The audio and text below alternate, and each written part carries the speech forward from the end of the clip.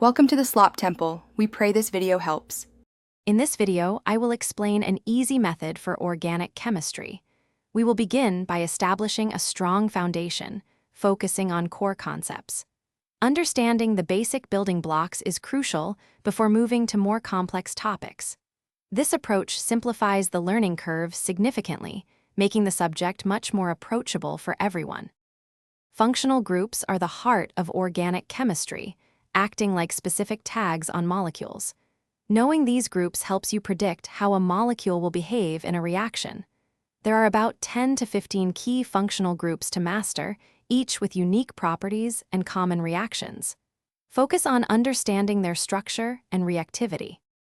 Reaction mechanisms explain how molecules transform, step by step. Visualize the movement of electrons using curved arrows to understand bond breaking and forming.